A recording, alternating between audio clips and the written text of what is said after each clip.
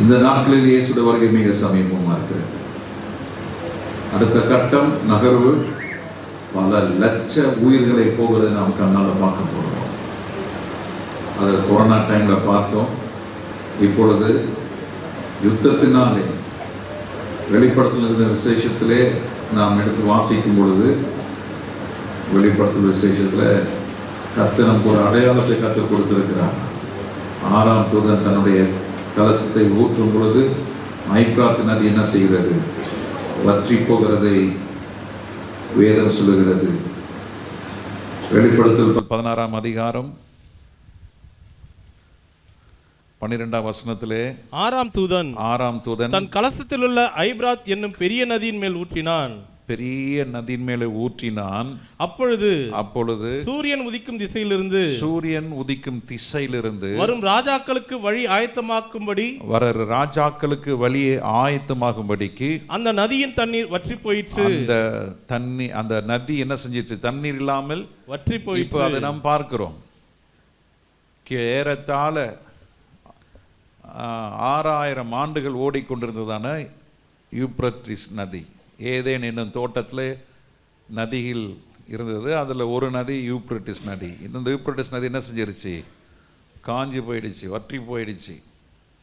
இது ஒரு பெரிய அடையாளம். அப்போ கூட நம்ம ஜனங்க அதுக்கு முந்தான வசனத்தை வாசிங்க. 11ஆம் வசனத்தில் தங்கள் வருத்தங்களினாலும் தங்கள் புண்களாலும் பரலோகத்தின் தேவனை தூஷித்தார்களே அல்லாமல் தங்கள் கிரியைகளை விட்டு மனம் திரும்பவில்லை. தங்கள் கிரியைகளை விட்டு என்ன செய்யல? மனம் திரும்பல. இதெல்லாம் நடக்குது உலகத்தில். இப்படிலாம் நடந்துட்டு இருக்கு. இதெல்லாம் பார்க்கிறோம். ஆனா யாருமே சிந்திக்கிறது கெப்பாசிட்டி இல்லை. இன்னைக்கு ரோட்ல வண்டி ஓட்டும் பொழுது பாருங்க, அவன் பிரசன்ஸ் ஆஃப் மைண்டே இல்லை. இன்னைக்கு எதையோ யோசிச்சுட்டு போறான். ஒரு 30 ஆண்டுகளுக்கு முன்பதாக இப்படி தான் வாகனம் ஓட்டணும்னு ஒரு வழிமுறை இருந்தது. ஸ்லோவாக போகிறவன் லெஃப்டில் இருப்பான். திரும்புறதுக்கு முன்னால் அவன் சிக்னலை போடுவான், கையை காட்டுவான்.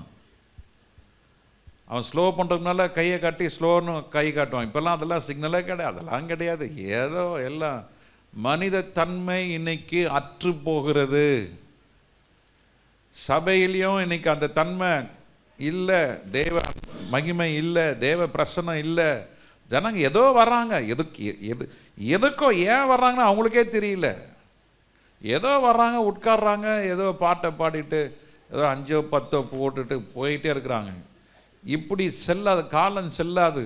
கர்த்தருடைய வருகை மிக சமீபமாக இருக்கிறது. நீ சபைக்கு வர்றதுனால நீ பரலோகம் போக முடியாது. ஞானஸ்நானம் எடுத்ததுனால பரலோகம் போக முடியாது. அந்நிய பாஷை பேசுறதுனால நீ பரலோகம் போக முடியாது. நீ காணிக்க கொடுக்கறதுனால பரலோகம் போக முடியாது. தசம பாகம் கொடுக்கறதுனால பரலோகம் போக முடியாது. பிரசங்கம் பண்றதுனால நான் பரலோகம் போயிட முடியாது. நல்லா புரிஞ்சுங்க. வெள்ளை சேலை கட்டினதுனால பரலோகம் போக முடியாது. வெள்ளை சட்டை போடுறதுனால பரிசுத்தம் சொல்ல முடியாது, பரலோகம் போயிட முடியாது.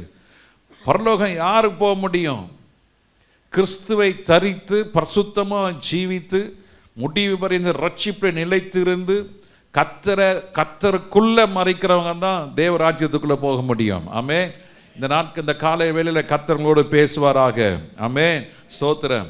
கத்தர் நிச்சயம் இந்த கடைசி நாட்களிலே கத்தர் கிரியை செய்து கொண்டிருக்கிறார். அல்லேலூயா. இன்னைக்கு பிரச்சனை என்னன்னா, சபைக்குள்ள இன்னைக்கு ஜனங்களுக்கு சிந்திக்கக்கூடிய கெப்பாசிட்டி குறைஞ்சி போச்சு. பிரச்சனைகள் வந்துருச்சு, பண தேவைகள் வந்துருச்சு, வசதிகள் வாய்ப்புகள் தேவைப்படுது. பைக் வச்சிருக்கிறவன் கார் வாங்கணுன்றான், கார் வாங்குறவன் இன்னும் பெட்டர் காரை வாங்கணுன்றான், பெட்டர் காரவன் எல்லார்கிட்டையும் இல்லாத ஒரு காரை என்கிட்ட வேணுன்றான். ஒரு வீடு வச்சுருக்கிறவன் அந்த வீட்டை அலங்காரம் பண்ணிக்கிட்டே இருக்கிறான். இதுக்கெல்லாம் மாயையில் ஓடிக்கிட்டு இருக்கு. ஜெபிக்கிறவங்க இன்னும் ஜெபிக்கணும், ஆராதிக்கிறவங்க இன்னும் ஆராதிக்கணும். உங்களுடைய ஆவிக்குரிய வாழ்க்கையை கொஞ்சம் தரத்தை உயர்த்துங்க. ஆவிக்குரிய தரம் இம்ப்ரூவ் ஆகணும். உங்களுடைய வேத வாசிப்பு இன்க்ரீஸ் ஆகணும், ஜெபம் இன்க்ரீஸ் ஆகணும். லேட்டாக வரவங்க லேட்டாக வர்றதை கொஞ்சம் குறைச்சிக்குங்க. அரை மணி நேரம் லேட்டு, 3/4 மணி நேரம் லேட்டு, இதெல்லாம் குறைச்சி நீங்கள் தேவ சமூகத்தில் காத்திருந்தால் தான் வருகையில் போக முடியும். எழுதி வச்சிங்க, லேட்டாக வரவங்க சபையில் லேட்டாக வரவங்க ஆண்டவர் வருகையில் போகவே முடியாது. எழுதி கொள்ளுங்க, நான் சொல்கிறத எழுதுங்க. லேட்டாக வர்றவங்க ஆணுடைய வருகையில் பக்கத்தில் காலை பார்த்து சொல்லுங்க. லேட்டாக வரவங்க ஆணுடைய வருகையில் போக முடியாது ஐயா. இன்னொன்று சொல்கிறேன், சாயங்காலம் ஆராதனை, இங்கே ஆராதனை சர்ச்சை நடக்கும்போது வீட்டில் நீங்கள் 3 மணி நேரம் முட்டி போட்டு ஜெபம் பண்ணணும். அங்கே வீட்டில் 2 மணி நேரம் 3 மணி நேரம் ஜெபிக்காமல் நீங்கள் சும்மா அங்கே கடைக்கு போகிறேன், மாலுக்கு போகிறேன், பீச்சுக்கு போகிறேன், சொந்தக்காரை பார்க்க போகிறேன், இன்றைக்கி அங்கே ஃபங்க்ஷனு இங்ஷன்னா ரகசிய வருகையில் உங்களால் போகவே முடியாது. எழுதி வச்சிங்க. இப்படிலாம் பேசுறதுக்கு ஆள் கிடையாதுங்க. கூட்டம் வேணும், காசு வேணும், ப்ராஜெக்ட் வேணும், மக்கள் வேணும். ஆனால் மக்களை பரலோகத்தில் சேர்க்கறதுக்கு என்பது இன்னைக்கு ஊழியக்காரர்கள் மறந்து விட்டாங்க. சபையை அலங்காரம் பண்ணும், ஜனங்களை எப்படியாவது இழுக்கணும், கவர்ச்சியாக ஏதாவது பண்ணி ப்ராஜெக்டை போட்டு ஆட்டம் பாடி குதிச்சு இதிச்சு கையை காலை ஆட்டி கீட்டி ஏதாவது பண்ணு. இல்லைங்க, அப்படி இல்லைங்க. சிறு மந்தையே ஆண்டவர் கேட்குறார். அல்லேலூயா, அல்லேலூயா. என்னுடைய தரிசனம் நம்ம 10 பேராக இருந்தாலும் 10 பேரும் பரலோகம் போனோம். அல்லேலூயா. நேற்று ராத்திரி ஒரு தரிசனத்தை பார்த்தேன். ஒரு மரம் ஃபுல்லாக நல்ல ஆப்பிள் மாதிரி இருக்கு. முதல்ல காற்று வீசுது. காற்று வீசும்போது அந்த மரம் அசையுது. ரெண்டாவது ஒரு பூமி அதிர்ச்சி மாதிரி வருகிறது, குலுங்குது. குலுங்கணும் போது கட்ட கட்ட கட்ட கட்டன்னு அதில் இருந்த மரத்தில் இருக்கிற மாதிரிலாம் அந்த பழம் கீழே விழுது. சில பழம் தான் அதில் இருக்கு. அப்போது ஆவியானவர்கிட்ட கேட்குற, ஆவியானவர் இது என்ன? அப்போது ஆவியானவர் சொல்கிறாரு, மனம் திரும்பாமல் இருந்தவங்கெல்லாம் சோதனைக்கு நிற்க மாட்டாங்க, மனம் திரும்பி கிறிஸ்துக்குள்ள நிலைத்து இருக்கிறவங்க தான் சபையில் நிலைத்து இருப்பாங்க. சபையில் நாட்டப்பட்டவர்கள் தான் நான் அவனுடைய வருகையில் எடுத்துக்கொள்ளப்படுவேன். சபையில் நாட்டப்படாதவர்கள், சபையில் அடங்காதவங்க, ஊழியக்காரனுக்கு அடங்காதவங்க, இந்த வேத வசனத்துக்கு கீழ்ப்படியாதவங்க, பரிசுத்தமாக ஜீவியம் பண்ணாதவங்க, தேவ ராஜ்யம் என்பதை உங்களுக்கு பகற்கனவா இருக்கும். அருமையான தேவ ஜனமே, இந்த நாட்களிலே பரிசுத்தமா இருக்கிறவன் இன்னும் பரிசுத்தமாகட்டும், நீதி செய்கிறவன் இன்னும் நீதியை செய்யட்டும், அசுத்தமா இருக்கிறவன் இன்னும் அசுத்தமா இருக்கட்டும், அநியாயம் செய்கிறவன் இன்னும் அநியாயம் செய்யட்டும் என்றுதான் கர்த்தர் சொல்லுகிறாரு. இவ்வளோ காரியங்கள் இன்னைக்கு நடக்கிறத நம்ம கண்ணால பார்க்கிறோம், கேட்கிறோம். ஆனாலும் மனம் திரும்பணும், ஆண்டவர் பக்கமா போனோம், ஆண்டவரே என்னை எடுத்துக்கொள்ள, என்னை பரிசுத்தப்படுத்தும் என்றதான ஜெபம் இன்னைக்கு குறைந்து கொண்டு போகிறது. இன்னைக்கு நம்முடைய ஜெபம் என்னவா இருக்கிறது? ஆண்டவர் எனக்கு இது கொடுங்க, அதை கொடுங்க, இது செய்யுங்க, அது செய்யுங்க, அப்படி பண்ணுங்க, இப்படி பண்ணுங்க. நம்ம ஆண்டவருக்கு மேஸ்திரியா இருக்கிறோம், நம்ம ஆண்டவருக்கு ஒரு மேனேஜரா இருக்கிறோம். we are commanding things to God, we are asking God to do for me. இது செய்யுங்க ஆண்டவரே, இப்படி செய்யுங்க ஆண்டவரே, இப்படி இல்லை அப்படி ஆண்டவரே. இப்படிப்பட்ட காலத்தில் நம்ம வாழ்ந்து கொண்டிருக்கிற நாட்களிலே தேவ ஜனமே, ஆமோஸ் எழுதின தீர்க்கதரிசன புஸ்தகம் 4ஆம் அதிகாரம் 12ஆம் வசனம் எல்லாருக்கும் தெரியும். உன் தேவனை சந்திக்க ஆயத்தப்படு. Prepare to meet your God. These are the days that we had to meet God. நம் தேவனை சந்திக்கக்கூடிய நாட்கள் வந்து விட்டது. இப்படிப்பட்ட நாட்கள் தான் நம்ம ஆண்டவரை சந்திக்க போகிறோம். யார் சந்திக்க போகிறா? ஆயத்தமா இருக்கிறவங்க மாத்திரம் தான் சந்திப்பாங்க. ஆயத்தம் இல்லாதவங்க ஆண்டவரை சந்திக்க முடியாது. நீ ஒரு பிஷப்பா இருக்கலாம், ரெவரண்டா இருக்கலாம், தீர்க்கதரிசியா இருக்கலாம், சுகமளிக்கிறவனா இருக்கலாம், அற்புதம் நடக்கிறதா இருக்கலாம், உன்னை கொண்டு கர்த்தர் பல காரியங்களை செய்யலாம். நான் சாதாரண ஒரு சுவிட்ச் தான், ஆனா நான் ஆப்ரேட் பண்றது கர்த்தர். அந்த கர்த்தருக்கு நீங்களும் நான் உண்மையா இல்லைன்னா ஆண்டவர் ஒரு நாள் என்ன செய்ய முடியாது? சந்திக்க முடியாது. ஆயத்தம் உள்ளவர்கள் தான் ஆண்டவரை சந்திக்க முடியும். 1 தெசலோனிக்கேயர் 4ஆம் அதிகாரம் 16ஆம் வசனத்திலே நாம் வாசிக்கிறோம், எல்லாருக்கும் தெரிஞ்ச வசனம் தான். ஏனெனில் கர்த்தர் தாமே ஆரவாரத்தோடும் பிரதான தூதனுடைய சத்தத்தோடு தேவ எக்காலத்தோடும் வானத்திலிருந்து இறங்கி வருவார். அப்பொழுது கிறிஸ்துவுக்குள் மரித்தவர்கள், கிறிஸ்துவுக்குள்ளே, வார்த்தை நல்லா புரிஞ்சுங்க, அதை நீங்க அண்டர்லைன் பண்ணுங்க. கிறிஸ்துவுக்குள்ளே, எல்லாம் சேர்ந்து சொல்லுங்க, எல்லாம் சேர்ந்து சொல்லுங்க, கிறிஸ்துவுக்குள்ளே, இன் கிரைஸ்ட், கிறிஸ்துவுக்குள்ளே, எல்லாம் சேர்ந்து சொல்லுங்க. கம் ஆன் choir, say கிறிஸ்துவுக்குள்ளே, எல்லாம் சேர்ந்து சொல்லுங்க, கிறிஸ்துவுக்குள்ளே. வாலிப பிள்ளைகள் சொல்லுங்க, கிறிஸ்துவுக்குள்ளே. டீன் சொல்லுங்க, கிறிஸ்துவுக்குள்ளே. பின்னால இருக்கிறவங்க சொல்லுங்க கிறிஸ்துவுக்குள்ளே. மேல இருக்கிறவங்க சொல்லுங்க கிறிஸ்துவுக்குள்ளே. கிறிஸ்துவுக்குள்ளே இருக்கிற அனுபவம் இருக்கிறதா? கிறிஸ்துவுக்குள்ளே நாம் ஜீவித்துக் கொண்டு இருக்கிறோமா? இனி கிறிஸ்துவுக்குள்ளே இல்லாதனால்தான் மனம் போக்கான வாழ்க்கை வாழ்ந்துட்டு இருக்கோம். We doesn't give importance to God and godly things.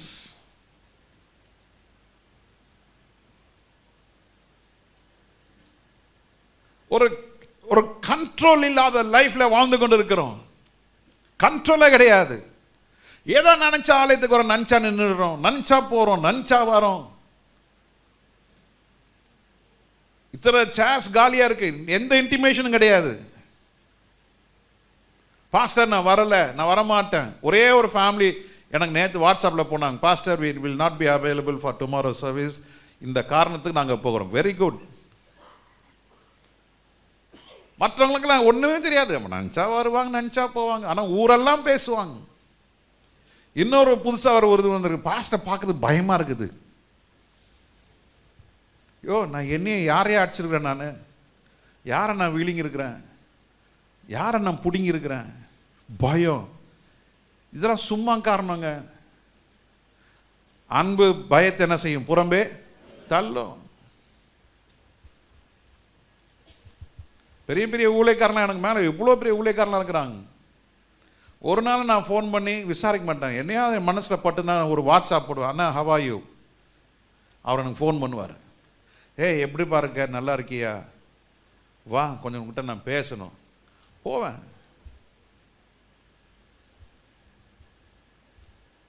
பயம் என்ன பயம்? இன்னொரு பொருள் இருக்கு, பாஸ்டர் எப்போதும் பிஸியா இருக்கிறான், தொந்தரவு பண்ணக்கூடாது. நான் அடிக்கடி சொல்லுவாங்க, காலையில் 10 மணிக்கு மேலே ராத்திரி 8:30 மணிக்குள்ள நீங்க எப்போ வேணாலும் பேசலாம். நீங்க நம்பர் இல்லை, பேர் இல்லாத நம்பர் நான் எடுக்கவே மாட்டேன். நல்லா ஜோம் பண்ணிட்டு இருப்பேன். ஃபோன் பண்ணி, சார் இப்போ கொஞ்ச நாளாக சார் ட்ரேடிங் பண்ணுறோம், உங்களுக்கு ஏதாவது வேணுமா? ட்ரேடிங்கில் 50,000 கொடுங்க, மாதம் உங்களுக்கு 25,000 கொடுக்குறோம் சார், லோன் கொடுக்குறோம். இப்படி பிரச்சனை இருக்கனால பார்ப்பேன், வெறும் நம்பர் வந்தால் எடுக்க மாட்டேன். பேரோட வந்ததுன்னா கட்டாயம் உங்களுக்கு மிஸ்கால் அங்கே இருக்கும். என் ஜெபத்தில் முடிச்சு கண்டிப்பாக நான் செய்வேன். இது வரைக்கும் என் மனசாட்சி தொட்டு சொல்கிறேன், ஒரு மிஸ்கால் கூட நான் மிஸ் பண்ணதே கிடையாது. மேபி உங்கள் வாட்ஸ்அப் ஆனால் ஒரு நாள் கழித்து, 1.5 நாள் கழித்து, சொல்லுங்க 2 நாள் கழிச்சு கூட பார்ப்பேன். நான் I am not so active in WhatsApp. ஆனால் உங்கள் மிஸ்கால் கண்டிப்பாக நான் அட்டன் பண்ணுவேன். இந்த கடைசி நாட்களிலே தேவனோடு சஞ்சரிக்கிறது போல சபையில் நிலைத்திருக்க பாருங்க, ஊழியக்காரனோட இணைஞ்சிருக்க பாருங்க. கர்த்தருடைய வருகை நாட்களில் தேவனை சந்திக்க ஆயத்தமாக இருக்க வேண்டும். இருக்கிற சூழ்நிலையிலே நாம் கிறிஸ்துவுக்குள்ளே இருக்கிறேன்னா, ஆர் இன் கிரைஸ்ட். ரட்சிக்கப்பட்டது உண்மைதான், ஆனா இன்னைக்கு நம்ம எப்படி எந்த நிலையில இருக்கிறோம்? நம்முடைய கண்டிஷன் என்ன? ஜெபம் கூடுதா குறையுதா? வேத வாசிப்பு கூடுதா குறையுதா? ஊழியம் செய்யறோமா? இயேசுவை குறித்து யார்கிட்ட சொல்றோமா? முழங்கால நிற்கிந்து அழுறோமா? ஊழியக்காரன் சொல்றத கொஞ்சம் சிந்திச்சு பார்க்கிறோமா? ஊழியக்காரன் சொல்றத கொஞ்சம் மறக்காம டைரியில் எழுதி வச்சு அதெல்லாம் போய் தியானிக்கிறோமா? மந்த இருதயம் என்று வேதம் சொல்லுகிறது. மற்ற எல்லா காரியத்துக்கும் விழிப்பா இருக்கிறோம், ஆனா ஆவிக்குரிய காரியத்துக்கு என்னது? மந்த இருதயம். கிறிஸ்துவுக்குள் மரித்தவர்கள் தான் முதலாவது எழுந்திருப்பார்கள். பின்பு அப்ப கிறிஸ்துவுக்குள்ளே நாம ஜீவியம் பண்றோமா? எப்ப வேணாலும் மரணம் வரணும். பாருங்க, இன்னைக்கு தொப்பூர்ல ஒரு ஆக்சிடென்ட் நடக்குது. இன்னைக்கு இந்தியாவிலே தொப்பூர் என்றதான இடம் மிக பிரசித்தி பெற்ற இடமாகி போயிட்டு. இந்த 9 ஆண்டு காலத்திலே 7700 ஆக்சிடென்ட்ஸ் ஆயிருக்கு. ஒரு குறிப்பிட்ட அந்த அந்த ரூட் தெரிஞ்சவங்களுக்கு தெரியும். பிரதர் பால்ராஜ் வந்திருக்காரா? நான் சொல்ல கரெக்டா brother? It's a matter of ஒரு 2.5 கிலோமீட்டர் தான். 2.5 கிலோமீட்டர் தான். அந்த 2.5 கிலோமீட்டரில் 7300க்கு மேலே 7500 ஆக்சிடென்ட்ஸ் நடந்திருக்கு. அதில் மரித்தவர்களுடைய எண்ணிக்கை ஆல்மோஸ்ட் 2000 பேர். ஏன் நடக்குது, எப்படி நடக்குது, இன்னைக்கு வரைக்கும் அதுக்கு பதிலே இல்லை. There is no answer. Road safety department வந்து அனலைஸ் பண்ணாங்க. இன்டர்நேஷ்னல் பெரிய பெரிய லெவலில் இருக்கிறவங்க எல்லாம் வந்து அனலைஸ் பண்ணாங்க. அந்த ஆக்சிடென்ட் ஏன் நடக்குது யாருக்குமே தெரியல. கிளட்ச் பிடிங்கிட்டு போகும், பிரேக்கு பிடிங்கிட்டு போகுது, ஸ்டேரிங் வீல் கட் ஆகிடுது. எல்லாம் Benz lorry, high sophisticated lorries. அப்படியே டேர்ன் ஆகி அங்கே அந்த பள்ளம் ஒரு பள்ளம் ஒன்று இருக்குது, அதில் போய் பொத்துன்னு உழுது. உளுந்தா மாத்திரம் பரவாயில்லையே, பைக்கில் போகிறவன் காரில் இருக்கிறவன் சேர்ந்து அள்ளிட்டு போகுது. அது ஏன் தெரியல. சம்திங்.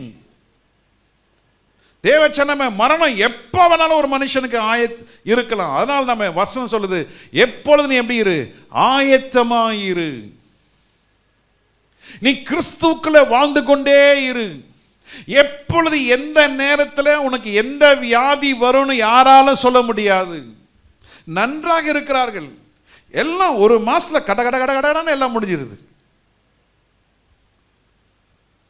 ரொம்ப ஆச்சரியமா இருக்கு. என்ன நல்லா இருந்தாரு? ஆமா நல்லா இருந்தாரு. இப்போ டெத் பெட். பெரிய பணக்காரன் அமெரிக்கால, ட்ரில்லியன்ஸ் ஆஃப் டாலர்ஸ். இன்னைக்கு ஒருவேளை சாப்பாடு இல்லை, எல்லாத்தையும் இழந்தான். மனுஷ வாழ்க்கை எப்படி நடக்கும் என்று ஒன்றும் தெரியாது. அதனால தான் வேதம் சொல்லுது, நீ எப்பொழுதும் கிறிஸ்துவுக்குள்ளே நீ இரு. You be in Christ. நீ கிறிஸ்துவுக்குள்ளே இருக்கும் பொழுது மறக்காதீங்க, ஒருவேளை மரணம் வந்தா நீ கர்த்தருக்குள்ளே நீ மரிக்கும் பொழுது முதலாவது நீ எழுந்திருப்பாய். அல்லேலூயா. பின்பு உயிரோடு இருக்கிற நாம் கர்த்தருக்கு எதிர்கொண்டு போக, கர்த்தருக்கு எதிர்கொண்டு போக, மேகங்கள் மேல் அவளோடு கூட கர்த்தருக்கு எதிர்கொண்டு போக. நீ கர்த்தரை சந்திக்க வேண்டும் என்றால், நீ தேவனை சந்திக்க வேண்டும் என்றால், நீ தேவனுக்கு ஆயத்தமாய், நீ தேவனை சந்திக்க ஆயத்தமா இருக்க வேண்டும். ரெண்டாவது நாம் எப்படி இருக்க வேண்டும்? கிறிஸ்துவுக்குள் இருக்க வேண்டும். சொல்லுங்க, கிறிஸ்துவுக்கு உள்ளே இருக்க வேண்டும். You should be in Christ. இந்த வாழ்க்கை, இந்த அனுபவம் இல்லை என்று சொல்லிட்டு நீ நினைச்சபடி எல்லாம் செய்யறது, நினைச்சபடி எல்லாம் போகிறது, மனசு என்னென்னலாம் சொல்றது, அங்க போ இங்க போ, அது செய் இது செய், இப்படி இரு அப்படி இரு.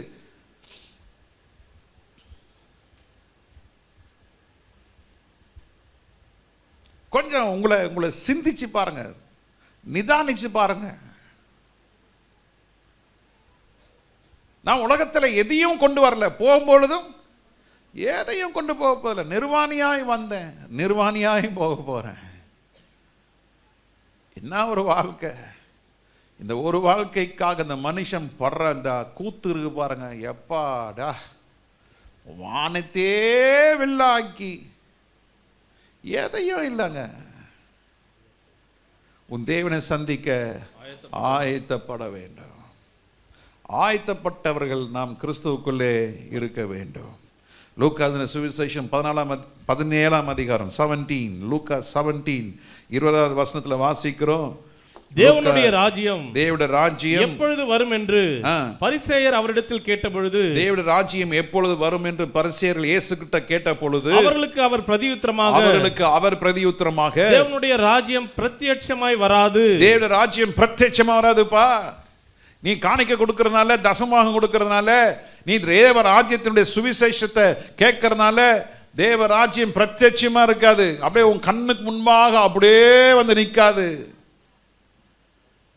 தேவ ராஜ்யத்தை குறித்ததான கதையை கேட்கும் பொழுது, தேவ ராஜ்யத்தை சிந்தித்துக் கொண்டிருக்கும் பொழுது, அதனால தேவ ராஜ்யம் பிரத்யட்சமா இருக்காது. ஆங்கிலத்தில் வாசிக்கிறோம், the kingdom of God cometh not with observation. The kingdom of God never come by observation. கவனித்து பார்த்து கொண்டிருக்கிறதுனால தேவ ராஜ்யத்துக்குள்ள நீ போக முடியாது. நீங்க என்ன யோசிக்கிறாங்க? தேவ ராஜ்யம் என்பது ஏதோ ட்ரெயின் டிக்கெட் மாதிரி, ஏதோ ஆன்லைன் டிக்கெட் வாங்குற மாதிரி ஆன்லைன்ல எல்லாம் முடிச்சிடலாம். இல்ல, உன் கிரியை மிக முக்கியம். Your deeds are very important. The kingdom of God is not by absorbing. ஒவ்வொரு நாளும் அந்த காலத்தில் பார்த்தீங்கன்னா அந்த டெய்லி கேலண்டர் இருக்கும். ஒவ்வொரு நாள் என்ன பண்ணணும், அந்த கேலண்டரை கிழிக்கணும். அந்த பழக்கம் இப்பெல்லாம் கிடையாது, அதெல்லாம் போயிடுச்சு. அந்த டெய்லி ஷீட் கேலண்டரில் ஒரு திருக்குறள் இருக்கும். அப்புறம் அந்த டெய்லி ஷீட் கேலண்டரை நம்ம ஆளுங்க என்ன பண்ணுவாங்க, ராகாலம் எப்போ, நல்ல காலம் எப்போ, யமகண்டம் எப்போ, தேய் பறையா வளர் பறையா, இதெல்லாம் ஏன் சொல்கிறான்னு அதெல்லாம் நான் பார்த்தவன். அப்போ இப்போ இல்லை. நம்ம ஆளுங்க முன்னால் ஒரு வார்த்தையை போட்டு விட்டுருவாங்க, பின்னால் இருக்கிற வார்த்தையை பிடிச்சிப்பாங்க. 95 வருஷத்துக்கு முன்னால் சொல்கிறேன், நல்ல பெரிய பெரிய டெய்லி ஷீட் கேலண்டர் சிவகாசிலேருந்து கொடுப்பாங்க. அப்போது அமாவாசை அன்னைக்கு பௌர்ணமி அன்னைக்கெல்லாம் பார்த்துட்டு அதன்படி நம்ம அந்த டெய்லி ஷீட்டை கிழிச்சு பார்த்துக்கிறது. ஊழியக்காரன் வந்தால் ஜெபம் பண்ணி காணிக்கையும் கொடுத்துக்கிறது. தேவை வந்தால் அம்மாட்ட போய் சொல்லி ஜெபம் பண்ண வைக்கிறது. கஷ்டம் வரும்பொழுது ஊழியக்காரட்டெல்லாம் சொல்லி அண்ணா கொஞ்சம் ஜெபம் பண்ணிங்கன்னு அந்த பிரச்சனைன்னு சொல்லிக்கிறது. இங்கே டெய்லி ஷீட் கேலண்டரும் கிழிச்சிக்கிறது. தேவராஜ்யம் இப்படிப்பட்டவர்களுக்கு கிடையாது. தேவ ராஜ்யம் என்பது, நீ தேவ ராஜ்யத்துக்கு உள்ளே போவதற்கு we need some quality. கொஞ்ச நாளைக்குள்ள செய்தித்தாள ஒன்று வாசித்தேன், ரொம்ப வேதனையாக இருந்தது. ஒரு ஏழை பெண் தன்னுடைய 5 வயது சிறுமியை கூட்டிக் கொண்டு வந்தே பாரத் என்றதான ஒரு ரயிலிலே அவர்கள் முன்பதிவு செய்யப்பட்ட டிக்கெட்டை வாங்கிட்டு, பயண சீட்டை வாங்கிட்டு அவங்க ட்ரெயினில் ஏறுறாங்க.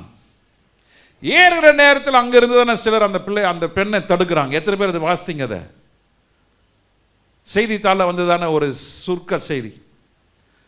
அப்போ அந்த பெண்ணு காட்டுறா, எனக்கு ஆதார் கார்டு இருக்குது, எனக்கு டிக்கெட் இருக்குது. அப்போ அவங்க கேட்குறாங்க, உனக்கு யார் வாங்கி கொடுத்தா டிக்கெட்டு? நான் ஒரு வீட்டில் வேலை செய்கிறவங்ககிட்ட நான் சொன்னேன் இந்த மாதிரி நான் ஊருக்கு போனோன்னு. அப்போ எங்கள் வீட்டு எஜமாட்டி அம்மா என்ன செஞ்சாங்க, டிக்கெட்டை புக் பண்ணி கொடுத்துருக்காங்க. அவங்க என்ன நம்ம சொன்னாங்க, நம்ம இங்கே தென்னிந்தியாவில் இல்லை, வட இந்தியாவில் நடந்த சம்பவம்.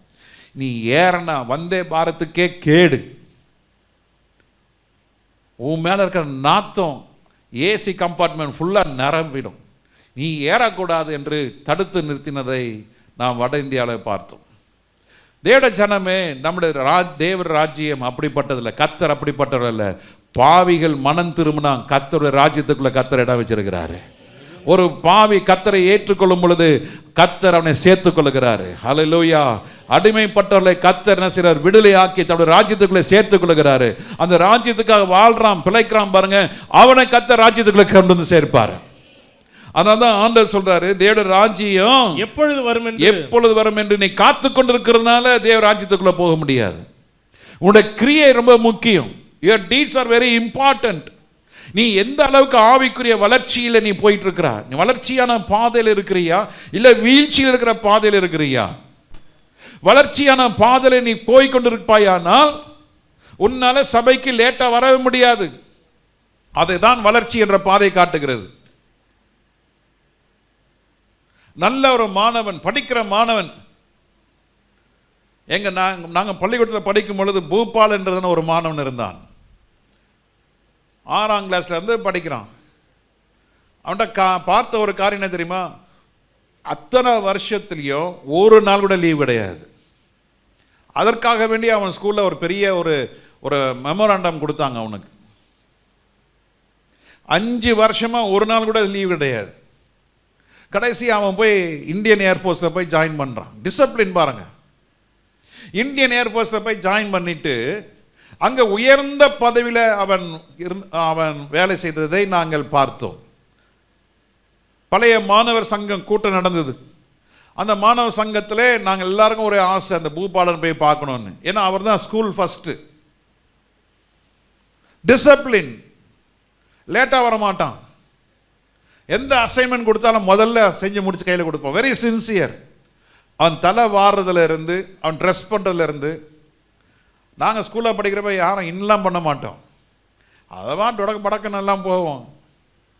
அவன் வருவான் இன் பண்ணி நல்ல நீட்டாக பெல்ட் போட்டு, அப்போல்லாம் அந்த 3/4 இன்ச்சு பெல்ட்டு தான், மெல்லிஸ் பெல்ட் இருக்கும், அந்த பெல்ட்டை போட்டு ஒழுங்காக ஷூ போட்டு ஒழுங்காக சாக்ஸ் போட்டு நாங்கள் பள்ளிக்கூடத்தை படிக்கும் பொழுது 2 செருப்பு போட்டுட்டு விளையாடுவோம், கழட்டிட்டு விளையாடுவோம். வந்து பார்ப்போம் 2ல் 1 இருக்காது. பக்கத்தில் இருக்க செருப்பு ஏதோ ஒன்று போட்டுட்டு போயிடுவோம். அடுத்த நாள் பார்ப்போம், பார்த்தா அவன் காலை ஏன் செருப்பும் அவன் செருப்பு ஏன் காலாக இருக்கும். அப்போ மாற்றிப்பான். கவலை கிடையாது, என்ன செருப்பு எப்படி போட்டாலும் என்ன, செருப்பு வேணும், முள்ளு குத்தக்கூடாது, அசிங்கத்தை மிதிக்கூடாது, அதுக்கு ஒரு செருப்பு போட்டு போயிட்டே இருக்கும். இன்னைக்கு நம்மளோட வாழ்க்கையில் இன்னைக்கு அப்படிதான் இருக்கும். ஏதோ வரோம், சபைக்கு வரோம், இதே 2 வசனத்தை கேட்டுறோம், அல்லேலூயா சொல்லிட்டு துதிச்சுட்டு அப்படியே போயிடுறோம். No no no, you should maintain a quality. பரலோக ராஜ்யம் என்பது பரிசுத்தமான ஒரு இடம், அது குறைவே இல்லை. அங்க நித்தியமா இயேசு இருக்க போறார், நாம நித்தியமா இருக்க போகிறோம். அந்த ராஜ்யத்துக்குள்ள போக வேண்டும் என்றால் நாம் பரிசுத்தத்தினுடைய உயர்வான பாதையில, வளர்ச்சியான பாதையில போய் கொண்டிருக்க வேண்டும். புரியலையா? கொஞ்சம் கஷ்டமா இருக்கா? ஆவி என்ன சொல்றதை நான் சொல்லிடுறேன். நான் பரிசுத்தம் இல்லாமல் ஒருவனை தேவன் என்ன செய்ய முடியாது, தரிசிக்க முடியாது. நீங்க இருக்கிற அமெரிக்கா போகணும்னாக்கா சாதாரணமாக போக முடியாது. we have to submit so many things. உன்னுடைய பேங்க் ஸ்டேட்மெண்ட், உன்னுடைய பொசிஷன், எல்லாத்தையும் நீ கொண்டு போய் காட்டணும். அவன் இன்டர்வியூ வைப்பான். ஒழுங்கா இருக்கும்போது நல்லதான் இருந்தது, கிறிஸ்தவங்களுக்கு அங்கே இடம் இல்லைன்னு சொல்லிட்டாங்க. அங்கே ஏற்கனவே நிறைய ஊழியக்காரன் இருக்காங்க, நீ ஒன்றும் போக வேணான்னு நிறுத்தினாங்க. அடி வாங்கினாங்க. 2001 வருஷம் ட்வின் டவர் என்ன பண்ணாங்க, அடி. அதை குறித்து இன்னைக்கு அவங்களுக்கு கவலை இல்லை. பைபிள்லாம் எடுத்து போட்டாங்க. பைபிள் இல்லாத கவர்மெண்ட் ஆஃபீஸ் கிடையாது ஒரு காலத்தில், பைபிள் இல்லாத ஸ்கூல் கிடையாது, பைபிள் இல்லாத ஆஃபீஸ் கிடையாது. என்னைக்கு இந்த பைபிள் வேணான்னு தள்ளினாங்களோ அன்னைக்கு ஆரம்பிச்சது கேடு அமெரிக்காவுக்கு. அதே மாதிரி இங்கிலாந்து தேசம், குயின் விக்டோரியா அம்மா இருக்கும் பொழுது இந்த வேதாமத்தை எல்லா மொழியிலும் அச்சிடித்து உலகம் முழுவதற்கும் அவர் விநியோகம் செய்தார்கள். என்னைக்கு குயின் விக்டோரியா அம்மா மறித்து அடுத்த குயின் எலிசபெத் அம்மா வந்தாங்க, அவங்க சொன்னாங்க, ஏன் இதை வேஸ்ட்டாக அடித்து கொடுத்துட்டு இருக்கணும், நமக்கு இங்கே ஏகப்பட்ட செலவு.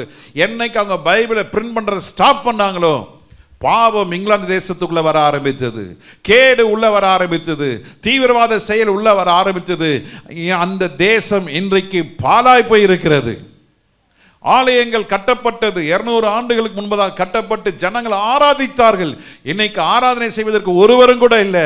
ஆலயங்கள் எல்லாம் இன்னைக்கு மசூதிகளாகவும் ஷாப்பிங் மாலாகவும் இன்னைக்கு கிளப்பாக இன்னைக்கு ஆலயங்கள் மாற்றப்பட்டு இருக்கிறது. என்ன ஒரு பரிதாபமான நிலைமை பாருங்க. வேதத்தை மறந்தால் நான் உன்னை மறப்பேன் என்று ஆண்டவர் சொல்லுகிறார். தேவனுடைய பிள்ளைகளே, தேவ ராஜ்யத்துக்குள்ள போகிற நாம் பரிசுத்தத்தினுடைய உயர்ந்த நிலைமைக்கு நாம் என்ன செய்து கொண்டு இருக்கணும், நாளுக்கு நாள் சொல்லுங்க, நாம் முன்னேறி கொண்டே இருக்க வேண்டும்.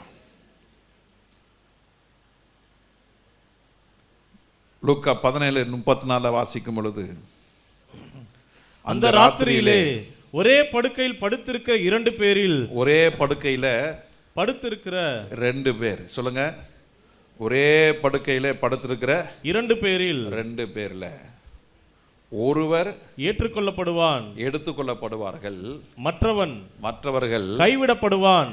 அந்த ஏற்றுக்கொள்ளப்படுவார் என்ற வார்த்தை மூல பாஷையில they will be snatched, பறித்துக் கொள்வார்கள். இன்னைக்கு செய்தித்தாள வாசிக்கிறோம், செயின் பறிப்பு, சங்கிலி பறிப்பு, செயின் ஸ்நாச்சிங், செயின் ஸ்நாச்சர். ஒரு செகண்ட்ல என்ன பண்ணிடுவான், ஒரு செகண்ட் தான்.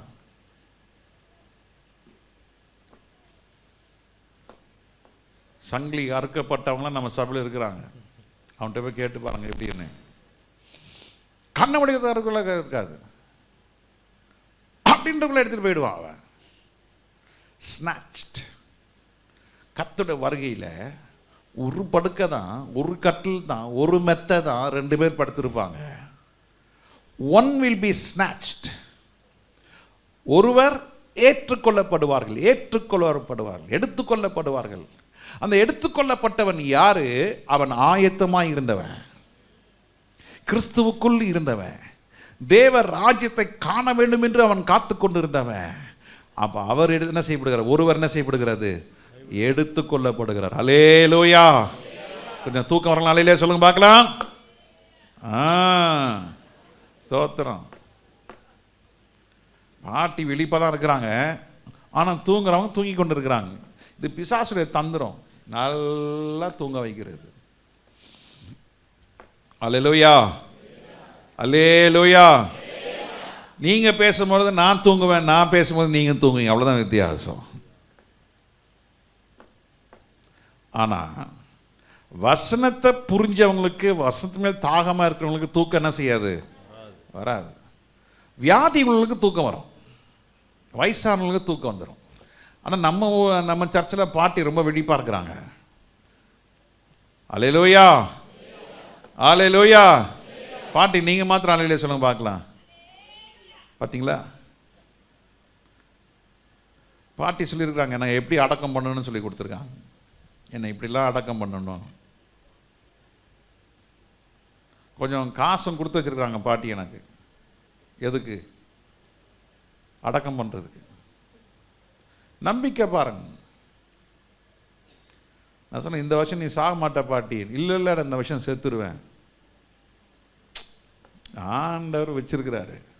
சொல்லுங்க, ஆண்டவர் வச்சிருக்க. சுவிட்ச் யார் கையில் இருக்கு? நான் கூட நான் இருக்கணும் தான் விரும்புகிறேன். இல்லை, நான் விரும்பலை, நான் ஆண்டர்கிட்ட போகணும் தான் விரும்புகிறேன். பவுல் சொல்கிறாரு, இருந்தால் அவருக்கு லாபம், நான் வந்துட்டா எனக்கு லாபம். ஆண்டவர் இந்த பூமியில் வச்சிருக்கிறாருன்னா ஒரு சித்தத்தோட தான் வச்சிருக்கிறாரு. அந்த சித்தத்தை நிறைவேற்ற வேண்டும். 2 பேர்ல ஒருத்தன் எடுத்துக்கொள்ளப்படுகிறான். கைவிடப்படுகிற கூட்டமா, எடுத்துக்கொள்ளப்படுகிற கூட்டமா? எந்த கூட்டத்தில் இருக்க விரும்புறீங்க? உண்மையா சொல்லுங்க. அப்போ உங்களோட தரம் எப்படி இருக்கு? சொல்லுங்க, உங்க தரம் எப்படி இருக்கு? அன்னைக்கு ஒரு தேங்காய் எக்ஸ்போர்ட் பண்ற ஒரு மனுஷனை சந்திச்சேன். அப்போ அவர் சொன்னார், பாஸ்டர் 600 கிராம் ஒரு தேங்காய் இருந்ததுன்னா, 600 கிராம் தேங்காய் இருந்ததுன்னா அது எக்ஸ்போர்ட். இங்கே நாங்கள் என்ன விலைக்கு விற்கிறோமோ அதை காட்டில் எங்களுக்கு 3 மடங்கு லாபம். தரமானது ஏற்றுமதி செய்யப்படுகிறது, தரம் இல்லாதது. அதே 500 கிராம் 1/2 கிலோக்கு கீழே இருந்ததுன்னா நம்ம ஊருக்கு, 500க்கும் அதுக்கு மேலே இருந்ததுன்னா அண்ட நாடாகிய பக்கத்து நாடுகள்லாம் போயிடுது. 600 கிராம் இருந்தால் துபாய், அமெரிக்கா, பல நாடுகளுக்கு என்ன செஞ்சிருது? எடுத்துக்கொண்டாங்க. High quality. சொல்லுங்க, ஹை குவாலிட்டி எப்போதுமே எக்ஸ்போர்ட் குவாலிட்டி. பக்கத்தில் காலை பார்த்து சொல்லுங்க, ஹை குவாலிட்டி. சொல்லுங்க, ஹை குவாலிட்டி எக்ஸ்போர்ட் குவாலிட்டி. ஆமே.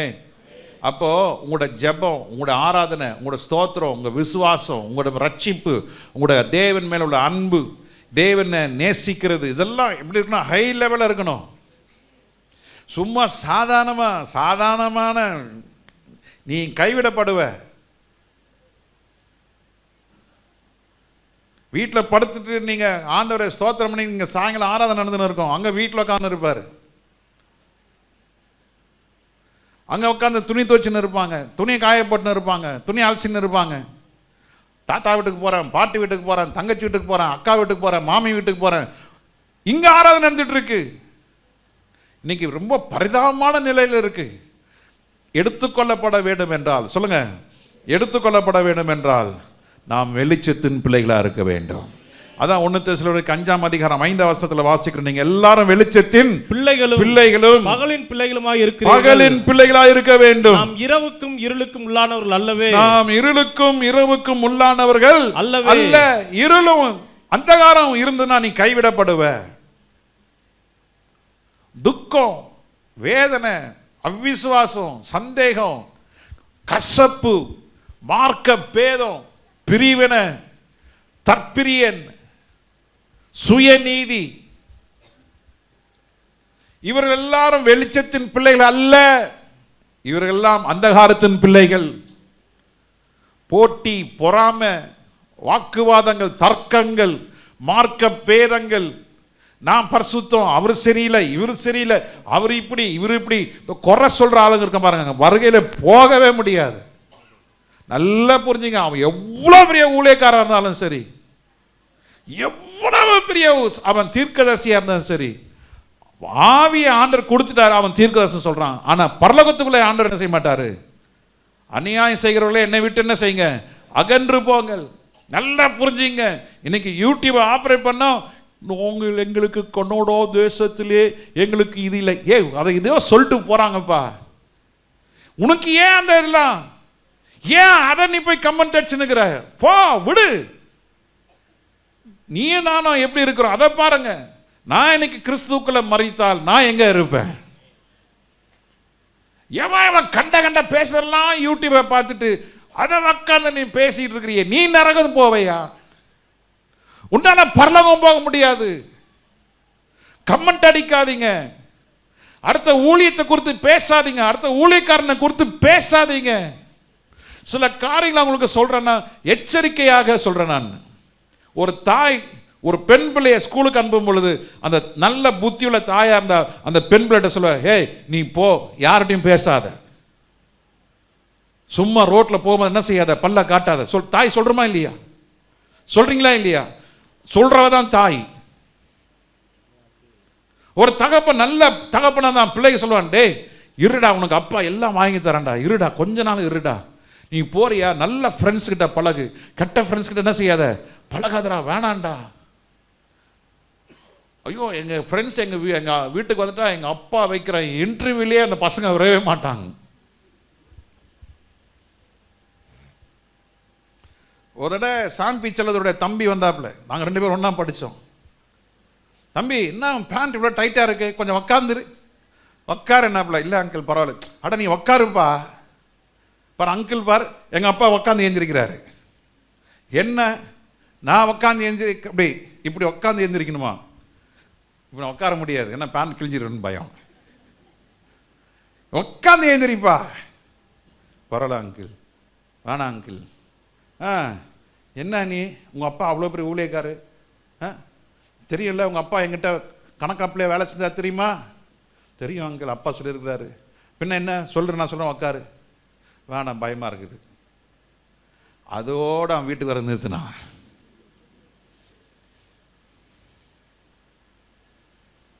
யார் வந்தாலும் உட்கார வச்சு எங்கள் அப்பா 2 வார்த்தை பேசுவார்.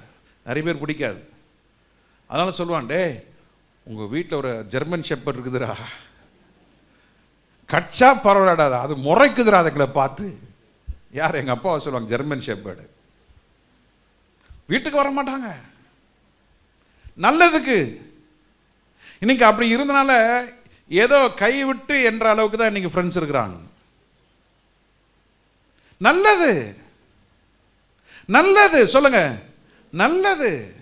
புத்தி உள்ள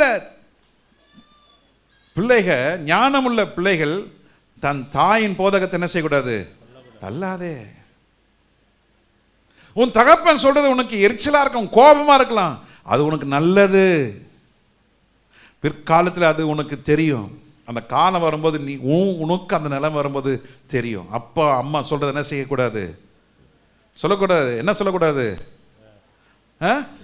போமா, இவர் பண்ணாத ஆட்டமா எல்லாம் பண்ணிட்டு இப்ப ஒழுங்கு முத்து மாதிரி எங்களுக்கு உபதேசம் பண்ணி நிற்கிறாரா இவரு? இவரு மட்டும் யோகியமா? இவரு சைட் அடிச்சாரு, சைட் அடிச்சு தான் எங்க அம்மாவை கல்யாணம் பண்ணாரு. அன்னைக்கு ஒருத்தன் சொல்றான், பாஸ்டர் தெரியுமா என்னடா எங்க அப்பா எங்க அம்மா சைட் அடிச்சாங்க. எப்படா அது ஸ்கூல்லே ஆரம்பிச்சுட்டாராங்க அப்பா. நான் பண்ணா தப்புன்றாரு. டேய் உங்க அப்பா நீங்க ரத்த கதனி செஞ்சுனுங்கிறாரா, ஏன்டா உங்க அம்மாவை கல்யாணம் பண்ணினுங்க? அது சொல்ல முடியாதுடா, அதனால தான் உனக்கு வேணான்றாரா? இல்லை நல்லதாங்கிறாங்க.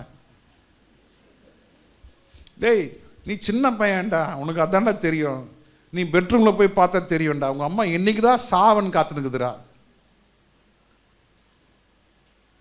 தூக்கு போட்டுருவேன்னு சொல்லுது உங்க அம்மா. ஏன்னாக்கா இந்த உங்க அப்பாவை கல்யாணம் பண்ணிட்டு அவரு படுற. அப்படிலாம் இல்லை பாஸ்டர், எங்கள் அப்பா மாதம் 50,000 சம்பாதிக்கிறாரு பாஸ்டர், எங்கள் அம்மா ஒரு 30,000 சம்பாதிக்கிறாங்க பாஸ்டர், என்ன ஜாலியாக இருக்கிறாங்க, நானும் ஜாலியாக இருக்க வேணா? என்னடா வயசு உனக்கு? 16 வயசு. இப்போ என்னடா உனக்கு பிரச்சனை? எனக்கு பொண்ணு நான் லவ் பண்ணினுக்கிறேன், எங்கள் அப்பா வேணான்னுங்கிறாரு. எங்கள் அப்பா 5 வயசுல ஆரம்பிச்சிட்டாரு. உன் அப்பா தப்பு பண்ணிட்டாருன்னு ஒத்துக்கிறாரு, ஒத்துக்கிட்டு சொல்றாரு, நீ அதை கீழ்ப்படி. உங்க அம்மா தப்பு பண்ணிட்டான்னு ஒத்துக்கிறாங்க, நீ அந்த கஷ்டத்தை அனுபவிக்க கூடாதுன்னு அம்மா சொல்றாங்க, அதுக்கு கீழ்ப்படி. ஏய் இந்த ட்ரெஸ் போடாத, அது என்ன தப்பு, அந்த பாஸ்டமாவே போட்டுக்கிறாங்க, அவங்க போடுறாங்க இவங்க போடுறாங்க, அந்த பாட்டு பாடுறவங்களும் பார்க்கல. ஏ நீ யாரையும் பார்க்காதங்க, அம்மா சொல்றதை செய். அவங்க சூழ்நிலை வேற, நம்ம சூழ்நிலை வேற. புரியுதா? புரியுதா? அவங்க நீ பார்க்கறது டிவியில தான் பார்க்குற, அவங்க லைஃபை பின்னால நீ பார்க்கல. பின்னால இருக்கிறது வஞ்சகம். யாருன்னு கேட்காதீங்க, என் சொல்றதுக்கு வாய் வருது. நல்ல ஒரு பாட்டுக்காரு, பாட்டா பாடின்னு இருப்பார், நிறைய சிடி போட்டார், பேர் கேட்காதீங்க. இன்னைக்கு அவர் கட்டின மனைவியோடு அவர் இல்லை, மனைவி இன்னொரு ஆள்கிட்ட போயிடுச்சு. பாட்டு பாடுறவர் இப்போ 2வது கல்யாணம் பண்ணியிருக்கிறாரு. 2வது கல்யாணம் பண்ணும்போது பையனுக்கு 17 வயசு. எவ்வளோ கேவலமான வாழ்க்கையில் வாழ்ந்துட்டு இருக்கிறோம்.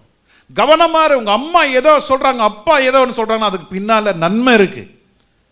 எந்த அப்பாவும் எந்த அம்மாவும் நீ கெட்டு போனதுக்காக எதுவும் சொல்ல மாட்டாங்க, நீ நல்லா இருக்கணும் தான் சொல்றாங்க. போதகரே நான் உங்களுக்கு சொல்கிறது என்ன, நீங்க பரிசுத்தம் அடைவது தான் நான் சொல்றேனே தவிர நீங்க நரகத்துக்கு போகணுன்றதா ஆசை எனக்கு இல்லை. நீங்க எல்லாரும் பரலோகம் வரணும். ஹல்லேலூயா, ஹல்லேலூயா, ஹல்லேலூயா. ஒருவர் கைவிடப்படுகிறார்கள், ஒருவர் ஸ்நாச்ட், எடுத்துக் கொள்ளப்படுகிறார்கள்.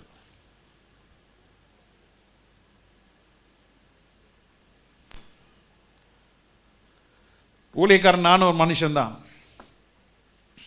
ஏங்குள்ளே தப்பு இருக்கலாம், குற்றம் இருக்கலாம், ஆனால் ஒருவருக்கும் பாவம் செய்யாதபடி இடர்கள் எனக்கு இல்லை என்றதான் நான் மனசாட்சி சொல்றேன். சில காரியங்கள் உங்களுக்கு இடர்களாக இருக்கலாம், சில காரியங்கள் உங்களுக்கு கேள்வியா இருக்கலாம், ஆனா கிட்ட வந்ததான் தெரியும் அது எதுன்னு. மனுஷனுக்குள்ள எல்லாத்துக்கும் ஒரு குறை இருக்க தான் செய்யும். இயேசு ஒருத்தர் தான் 100க்கு 100. எந்த மனுஷனும் 100க்கு 99 தான். ஆனால் குறைவுள்ள மனுஷனுக்கு அந்த 1% தான் பெருசாக தெரியும். அதை நீங்கள் பார்க்காதீங்க. சில ரொம்ப பெரிய பெரிய ஊழியக்காரனை நான் பர்சனலாக பழகிருக்கிறேன். அவங்களுடைய குறைகள்லாம் நான் பார்த்துருக்குறேன். இது வரைக்கும் அந்த குறை யார்கிட்ட நான் சொன்னதே கிடையாது. அவங்களும் மனுஷன்தான்.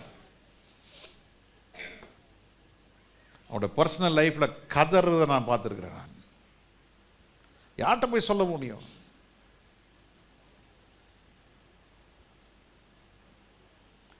பழகுறவங்க என்கிட்ட பர்சனலாக பழகுனால கொட்டுவாங்க. அதை கொண்டு வந்து நான் பாஸ்டர் மகிட்ட சொல்ல மாட்டேன். நான்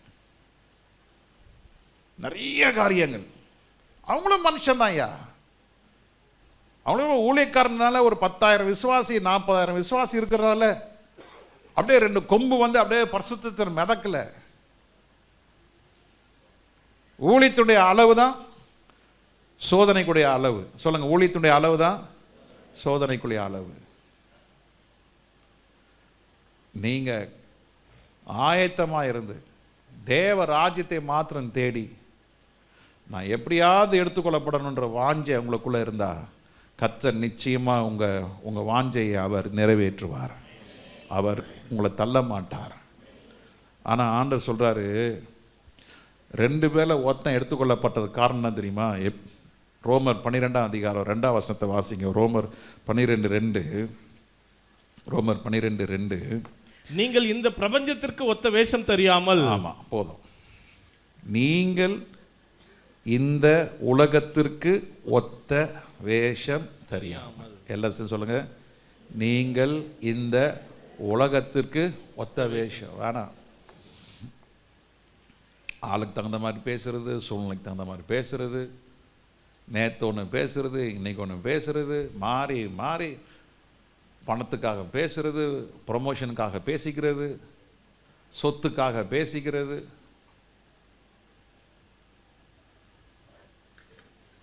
இல்லைங்க,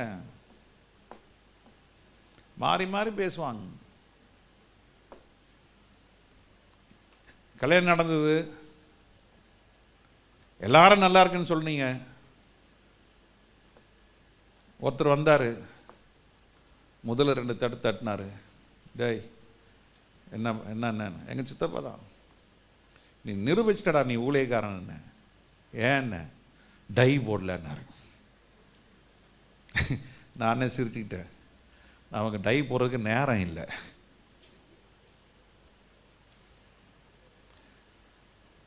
டை போடாதனால பரிசுத்தம் கிடையாதுங்க, டை போட்டதுனால பாவியம் கிடையாதுங்க. எனக்கு பிடிக்கல, நான் போடல. தலையை கொடுத்தேன், சீவை எடுத்தான், கண்ணாடியை பார்த்தேன், நல்லா இருந்துச்சு, ஸ்தோத்திரன்னு வந்துட்டேன்.